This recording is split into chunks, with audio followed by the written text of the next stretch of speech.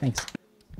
All the sounds you normally hear in a 7th grade classroom, girls gossiping, a teacher struggling to maintain order, the Nimrod trying to make his pencil stick in the ceiling, suddenly stopped.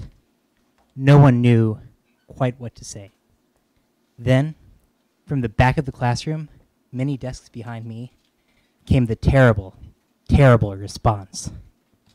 Monkey boy! Monkey boy. This was not what was supposed to happen. I was at a new school, and I had a plan. A beautiful, simple plan to show everyone who I really was. All I had to do was be hyper-aware of my every action, my every word, and my every breath.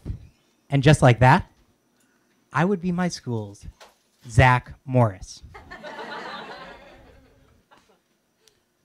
I was going to a Christian school, and I'm from the South, so the Christians down there are not really about Jesus. They're more about, Satan, get thee gone, Satan, get thee gone, Satan, get thee gone, Jesus. They're about how we, the righteous, will laugh at the sinners burning in the fires and brimstone of hell. They're about going to the Toys R Us, not for bikes, not for trains, not for video games, but to pray the good Lord will make that there display of Ouija boards come a-tumbling down, just like the walls of Jericho. So the second week of school, we had a lesson on evolution. They weren't fans. The teacher said evolution couldn't possibly be true because they found these footprints of a human and dinosaur together in Texas. Where else? And in fact, dinosaurs are still around today. How else do you explain the Loch Ness Monster? I kind of cocked my head because I had seen Jurassic Park. And I was pretty sure that the point of that movie is when humans and dinosaurs get together, it doesn't really go well for the humans. Was it a joke? Should I say something? What would Zach Morris do?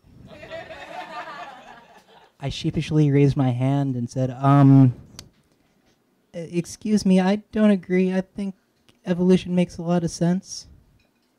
And all of a sudden, I was Monkey Boy, the awkward geek in league with the devil, at the one place where affiliation with Beelzebub made you less cool.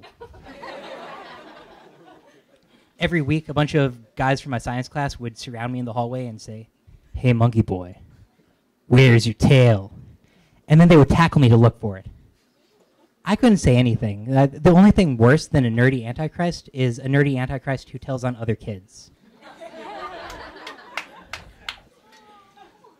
There was only one kid in my grade who would talk to me, Joseph.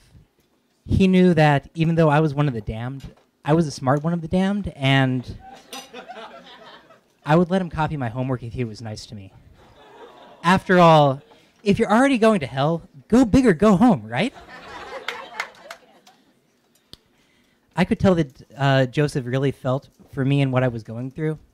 One day, he said, "David, you could make this all go away. All you have to do is say, you've seen the light. You know now that evolution is a lie and that God created the world just like it says in the Bible." I closed my eyes and imagined what it would be like to come to school and not be afraid of being ambushed. What it would be like to befriend or at least be tolerated by my tormentors. All I had to do was say a few words, like an incantation. All I had to do was lie.